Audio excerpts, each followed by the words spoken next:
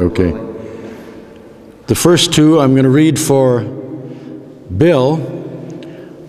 The first is an African poem, and both Bill and I have spent a lot of time there.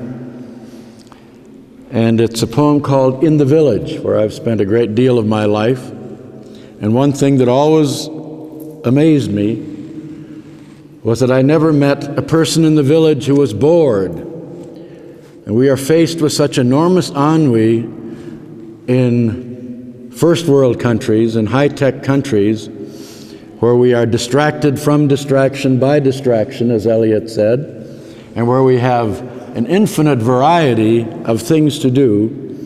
Yet in the village, things repeat themselves over and over. They do the same things over and over, and it amazed me that they never get bored. Maybe repetition is not so bad after all. There I never saw people who wanted to kill themselves or had to go to the shrink, even though they repeated themselves, the things they were doing over and over, and maybe all they had was a transistor radio. They had no movies, they had none of these distractions. In the village. In the village, in the village, in the village, life repeats itself. Life repeats itself. There is sunlight, there is darkness. The dark repeats itself, the light repeats itself, planting repeats itself, harvest repeats itself, yet life is never dull. It pats the drum hide of the night and is satisfied. It listens for footfalls when the dogs bark in the village, in the village, in the village. In the village, in the village, in the village, life repeats itself. Life undoes itself and then does itself up in the same guise. We are careful not to fail to repeat the same salutations, the same farewells our parents and our parents' parents use. They are wise, we are small, and the day long. Death comes but once, but when it comes to life, no one would be unwilling to repeat in the village, in the village, in the village.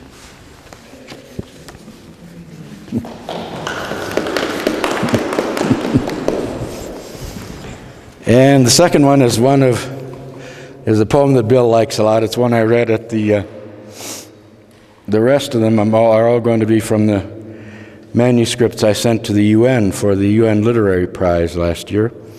And I read this one, and Bill liked it very much, so I'm going to repeat it for him. It's a poem about identity and who we are, which has occupied much of my thinking. And I thought of one interesting way to get a take on who we are is to imagine that there are no mirrors in the world and that we have never seen ourselves in a mirror. Then I decided to put the mirror back and give the mirror a voice. So this is the mirror talking back. And I am the figure in the mirror speaking to the person looking in. The figure in the mirror talks back. I live in the house of quicksilver. My flowers and I polish our clarity to give you back how you look exactly. As to the value of your unenhanced petals, though, my bouquets are shinier. They flash like gemstones set in jewelers' crystal cases. I am also more fully reflexive, since I defer to your reality and you don't even think that I exist. It is your absence that slays me as you abandon my rectangular framework and I drown in pure, uninhabited light. You rub me out, but you will bring me back. For what kind of man is he who does not keep company with his own reflection? You don't want to know that when you return, I will poison you with mercury in an aging that has to watch its own complexion blotch. Since you think your appearance, rather than your reality, is your soul, I steal some of you every time you make me look different. Like talk, you'll never make it on your own. Without me, you wouldn't know your eye from a hole in the ground that can't even see. Without me, you wouldn't know who you are. Since once you think you know that I am you, you will never be your old self again. By the way, how old were you the first time you thought you knew for sure who my face was?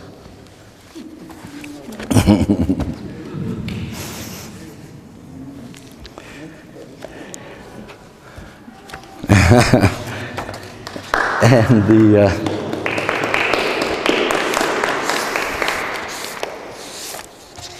the next one is sort of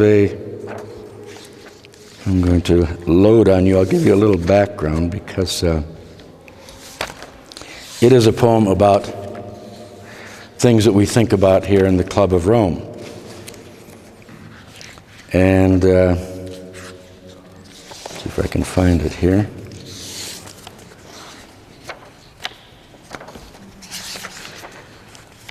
And we worry a lot about the problématique, the global problématique.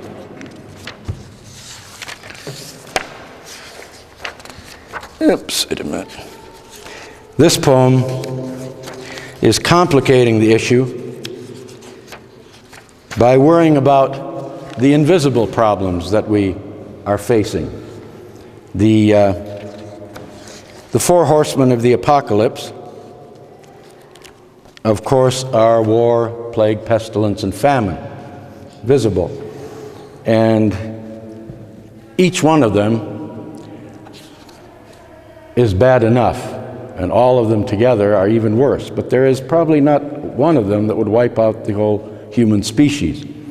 The invisible horsemen that I'm talking about, each one of which could wipe out the human species.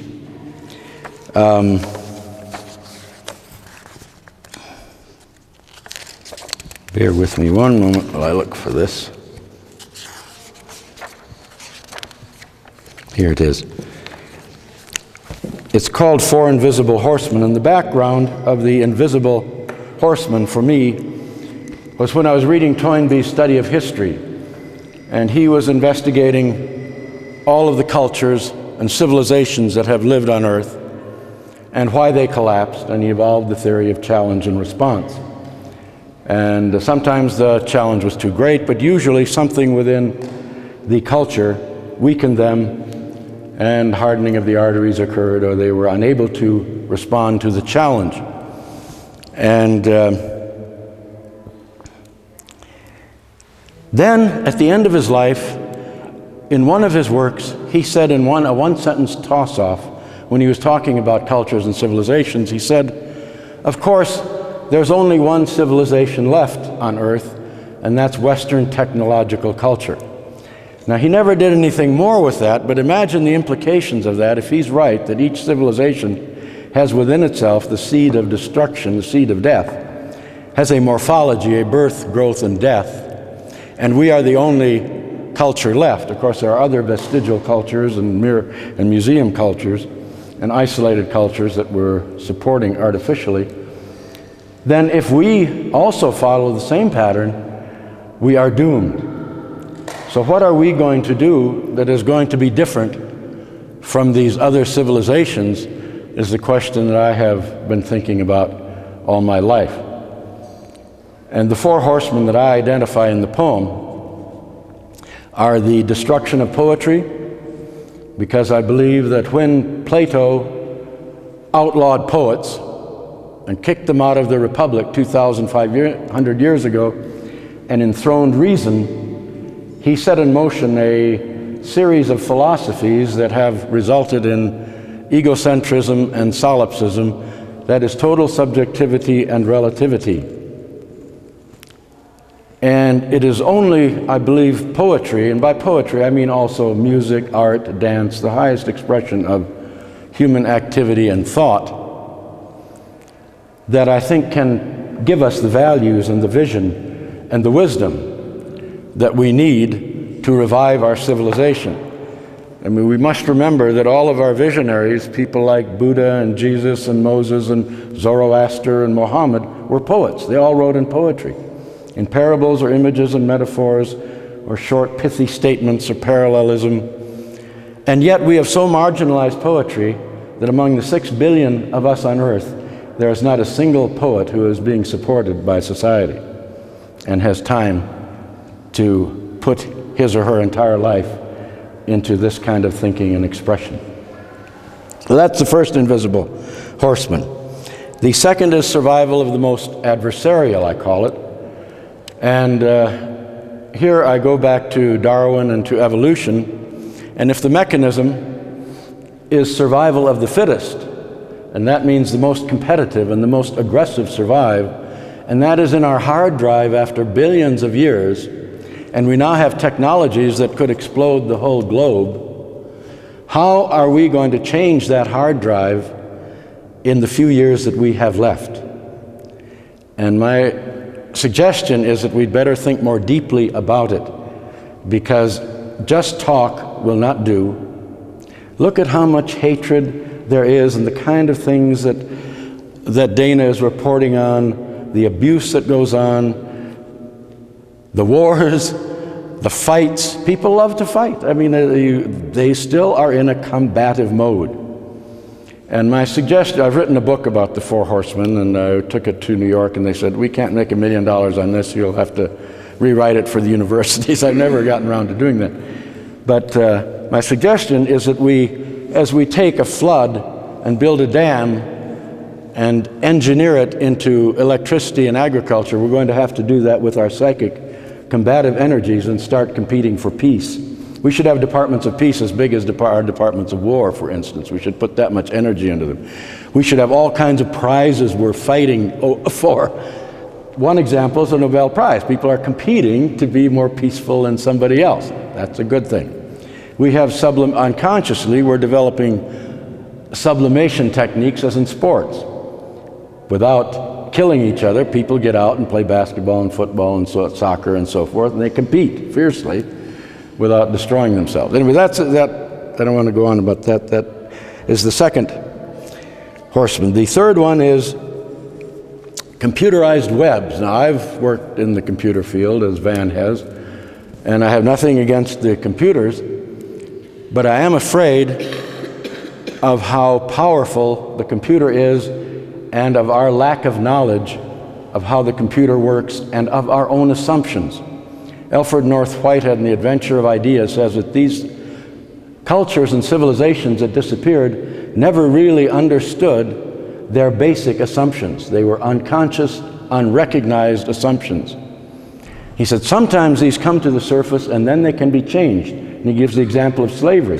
As soon as somebody saw it from a moral point of view, it changed in 200 years. When they looked at it as an economic point of view, it survived for thousands of years.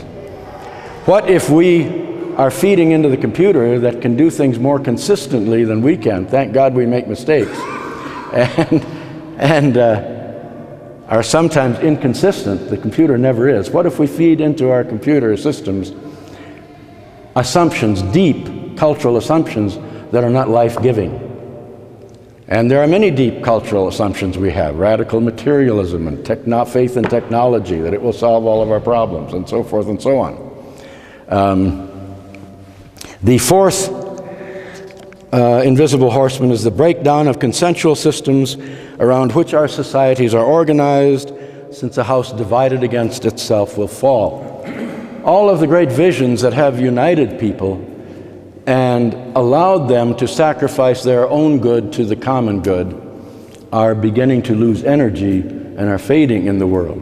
Part of that is because we don't have any poets to refresh them and renew them. But if we have, at last, 6 billion people, each going after their own ends, putting their own lives above everything else, you have the social definition of entropy, or what we call chaos. And that could be a frightening thing.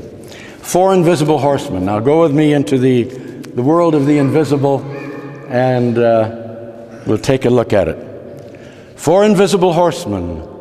In the world of invisible problems, nights like tracers lit up but not in flight, pine needles on fire but not burning out, or sparks in the shape of men line up in suits of flaming armor to joust with the shadows. Their thrust-out lances stab with lightning barbs abrasively, back off and jolt join again, such wattage in their ever-ready charges. They are practicing for the war to be won, spirit knights in training for Armageddon. They shed their volts into asbestos baskets that save the fireworks for a latter day. They strop their laser-sharp instruments, honing supernumerary skills against the dragons that are lined up to burst through the moon's flaming corolla and slay the times with a terrible darkness. They tell us Huns are massing at the gates, and slouching forward are 4 invisible horsemen labeled the death of poetry, survival of the most adversarial, computerized webs, and last but not least, the breakdown of consensual systems around which our societies are organized, since a house divided against itself will fall. But when we have enough to keep us busy, what with war, plague, pestilence, and famine, why worry about something we can't see? 4 invisible horsemen scything towards us. That's the bad scenario poem. Yeah, that's the bad scenario poem. Let's now have a good You want a good one? Okay. Surely. You mentioned we need a Department of Peace. Yeah. Did you know that the legislation is on the Hill proposing that? A true one? I know they've got this little, this is a real one, huh? They helped draft that legislation. It was introduced in the previous session of the Congress by Congressman Kucinich, who's now running for president. Yeah. And he's reintroduced it this time. He's got Wonderful. signatures already, and it's got a long way from happening, but it's a magnificent bill, and the beauty of it is the funding of it. Funding of the Department of Peace is 1% of the defense budget.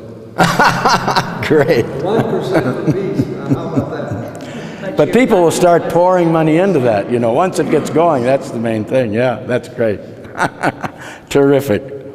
Hurrah. That's the good news. have a peace room with peace breaking out all over. There's peace here, there's peace there.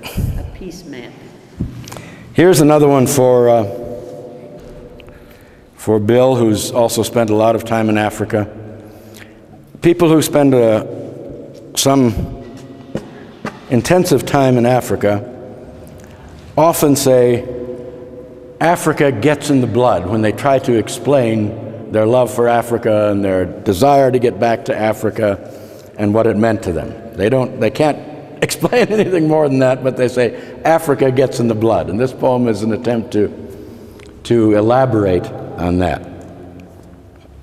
I have another poem about returning home, which is another feeling that people have often when they go to Africa. This is Africa Gets in the Blood.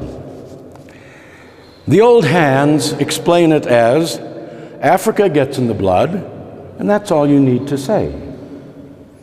Droning like mosquitoes, stars deposit eggs of a benevolent malaria that recurs in deliriums of nostalgia, off and on, without warning. The pity is, the high fever generates memories instead of carrying you back in the flesh, though which state it's better to be in is moot, despite that memory can't happen first and has to give up the present to thrive. It is a high-flying delirium, blows us back to where we all started. It blows us back through intimations, elusive as a wind bending the self-erasing moon shadow of a cloud across millet. Where do such inklings come from and go to? as thunder had passed, gulps, lightning bolt present. Time's the archaeologist who lost his compass in Africa and was never heard from again. A noose of orbiting vultures tightened round the keeper of the hours, wandering in circles that collapsed on himself at the center. The blood of time darkened. The clay got rusty-colored and became known as laterite. We've come a long way, but our pale eyes are lost in a past distorted by history and found in a future we cannot create by ourselves. In the village, past and future never go near the stone ring of fire that shakes the stuffings out of our puppet-like shadows in a theater in the round of mud and thatch. The wind rises and the sparks are furious. Night will now state its case without a word. The words do their best to dampen the fever of the delirium, return to haunt us with stars buzzing around like mosquitoes, and us knowing by heart the beat of the drums. Africa doesn't get in the blood. It's always been the jazz and juju in our veins. And since this is where language started, our printer's ink is still that old black magic, making love to our lily-white pages and moving darkly through our veins till we bleed.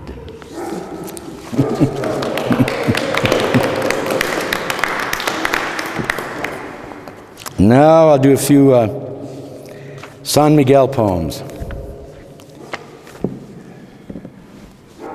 And in many of the San Miguel poems, I'm talking about the past, because this is such a wonderful city of the past that I enjoy being in so much. And I think that as futurists, we must understand the past as well as the present and the future. If we don't understand the past, how can we make our projections into the future?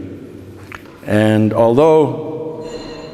I believe the whole issue with time is one of the things that Van and I have often talked about with possibility logic. It isn't a matter of 50 plus 50 gives 100, and that you always have to get 100.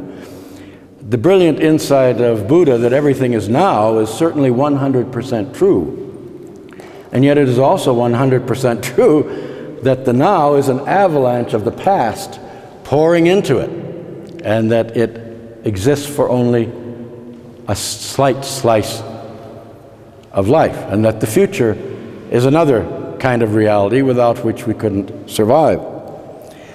So in many of these San Miguel poems, I'm invoking that past that is so rich, and we frequently ignore these days, especially in our technological society. And yet our now becomes much richer when we understand it. The word I use here is Reshiaryu, which is the kind of gladiator who had a net and spear. San Miguel de Allende, anochecer. This is the coming of night. Anochecer is one of those wonderful words that you can't really even translate. It's so pure and exact. A Reshiaryu gladiator with trident intent casts a pewter gray mesh across town. He nets the sun, but hesitates to finish him off, since his blood would gorge the sky from south to north. Sky and earth join hands as dark threatens light and shadows can't locate their edges. San Miguel starts to exhale electrons that eventually will bubble to stars, but for half an hour, shade and shine seesaw in the endless debate over which came first, the chicken of day or the egg of night. Then sky and earth sneak off to their trysting place on the somber side of the mountain. The gypsy in the clouds, in scarlet high-heeled boots, tap dances down the nails on her pallid lover's coffin. Then a gray wind in dark mask and cape machine guns his heels towards her, and in a green flash whisks her away, swirled in his muleta. The casket-shaped cathedral throbs with a thermal gold. The lid jacks open. A skeleton elevates to straight-up Jolly Roger crossbones flickering their worn-out fluorescent light bulbs. Now, the lighting of the old-timey street lamps and their tin helmet sentries target the sun's red dot as daylight retreats to its crimson castle. Since the present can't rearm or reprovision, it runs a tunnel through twilight for just a few blinks. But the Queen of Remembrance leads her charcoal knights to challenge the moment with a checkmate resolve, and we are captured by the past once more. The long arm of the moon pokes the ashes, and sparks light up the house's windows. If we sail to Cathay, no moon to go by, we tiller to the constant polar beacon. But this town needs no astrolabe or even electricity to find out where it's going. For it is a creation of the past around us, where memory is king and history is queen on this island beyond the wreck of time.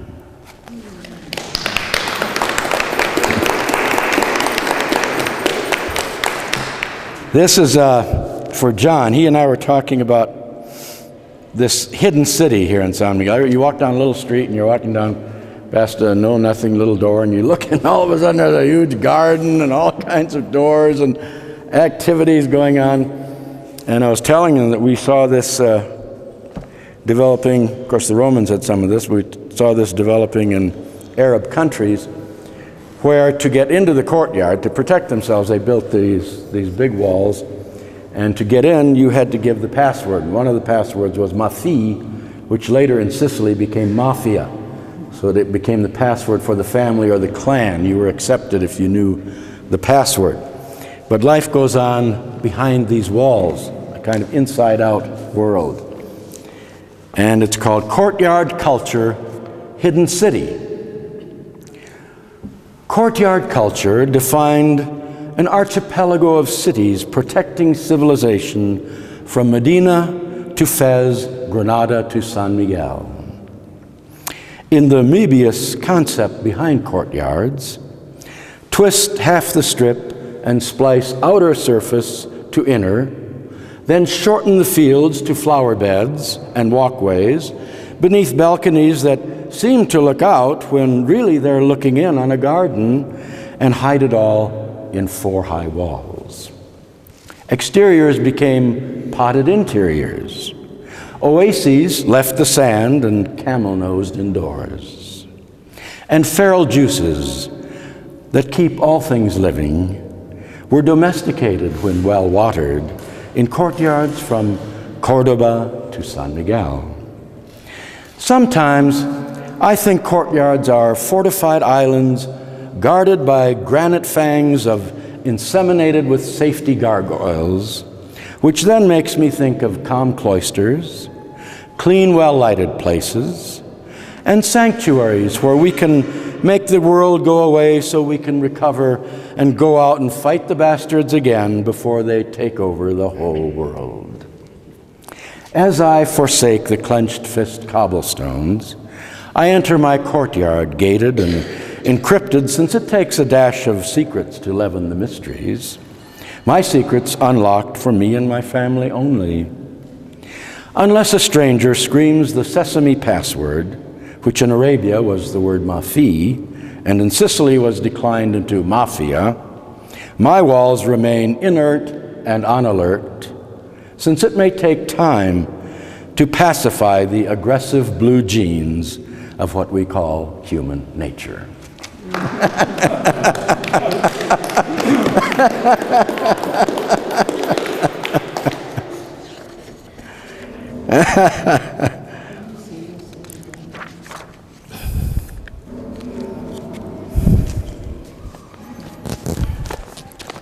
Here's one for Van, who knows a lot about nothingness and both mathematically and spiritually, and it's called builders. It just knocks me out to see all the building that the Spaniards did in the short time they were here. This little country of Spain has just left palaces and haciendas and churches everywhere. It's absolutely incredible. And of course, before them, the Indians were even more incredible. And then they brought the Moors, who are also great builders. So what do you expect, right? Builders.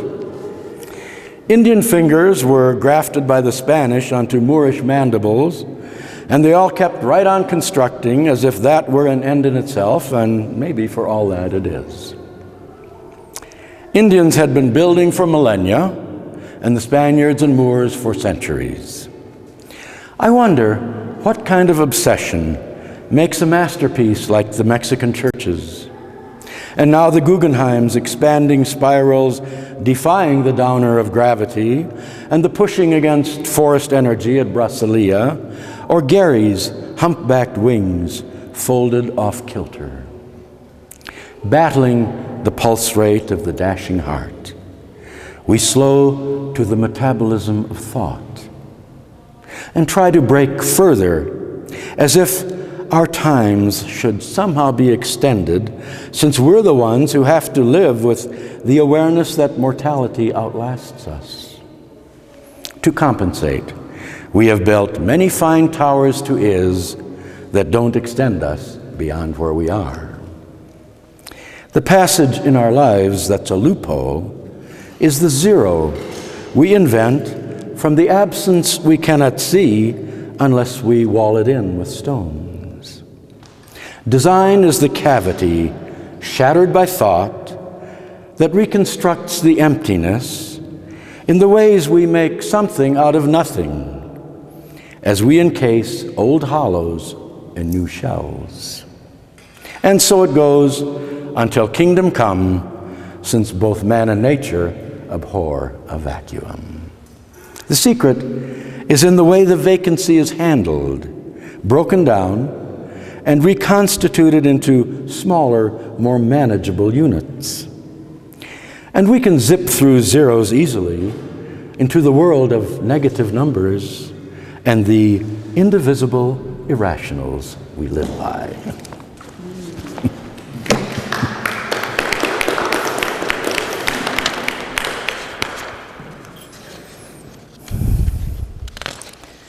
Marks from the way it was cut, and that's and the buildings as well. It's a great joy.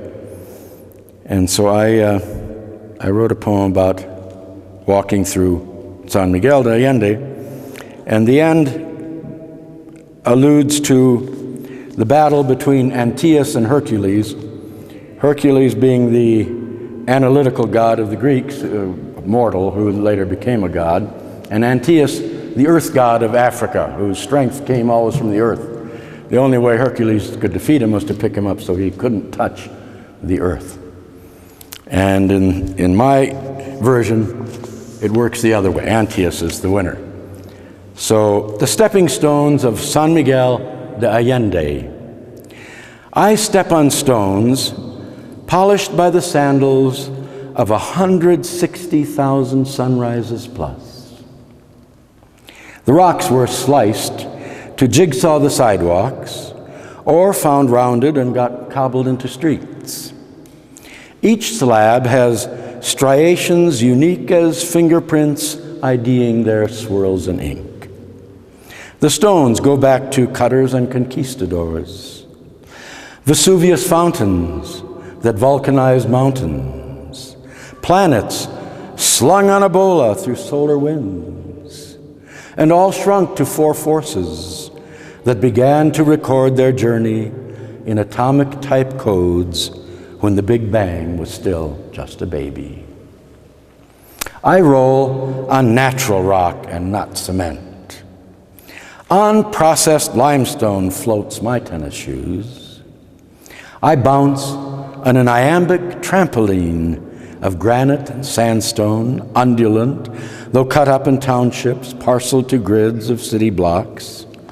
But the more the things divide, the easier to see the singular.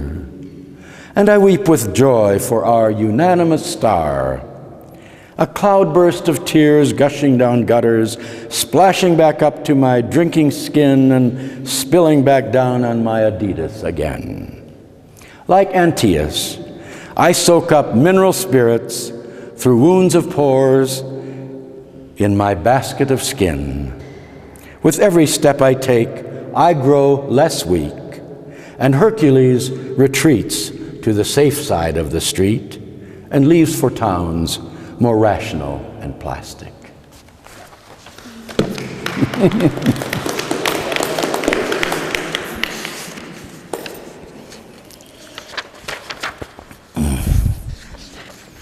Oh, and I'll close with, no, I'll read two more. I'll close with one about the cathedral that was designed by the Indian using a picture postcard from Europe. The next one, I also talked with John about the arches that I incorporated into the home that we built. I love arches, and I got to thinking about everything they do. From my 3 arches, I have them placed so that I can see 3 different centuries of style. One is the 16th, one the 17th, and one the 18th century, the different churches and the architecture. Lintels and arches revolutionized the way we built our shelters called houses. The eyebrows of my arches squint far enough to penetrate even the night vision past that darkens us all too soon. Things have changed little in the Gordas in hundreds of years, and during fiestas, light bulbs trace an architectural pedigree back to its original metes and bounds on the oldest portions of the buildings. Through my triptych of ancient arches, I can see 3 separate centuries of style. It's as if I had evolved triple vision, destined to pick up on 3 centuries that determine me to go and frame them. To frame things is to separate things and highlight them by accenting their edges. Arches also make things stronger and lighter. And arches close their loops to crop our looks, whether we're looking out or they're looking in. Spaniards did vaulting to elevate churches. For Romans, half hoops were to drag things through while stirring up as much dust as possible. And though time is turbulent and protean, I encompass 3 centuries at once in my arches that never change function or form. Their function is making things higher and lighter. Their form is to showcase one thing at a time. And now, picture postcard cathedral. The San Miguel Cathedral was designed by a local Indian using picture postcards. Picture postcards sell themselves by the cover, which can be Gothic as the face of Jesus, with its flip side plain as the robe he wore. So the facade of this structure is textured, while the backside is blank cement and rock, though sometimes with unwashed graffiti on it. This is what a picture postcard is: photo finished in front and void in back, which makes good sense in a town like this, featuring poets, painters, and performers who know the face you put on is the real show, though it must leave room for subsequent acts. This space shuttle always lifts off above town, 1 central and 2 side booster rockets, lit up at night when its Gothic facade gets high on fiestas, dancing through a night of dangling light bulbs. In front of the ghoulish but glamorous grind, we shuffle here and there between our dreams and funerals that pass like dreams, and pause by a church, gorgeous as God could make it based on just photos. Or maybe God and the Indian were teammates and didn't have time to finish the backside of the building the way they had hoped to. Just as we're still trying to advance the architecture of human evolution, whose mask is a head ahead of the person, and whose ruffled casket is dressed fit to kill. Thank you. That's all for today.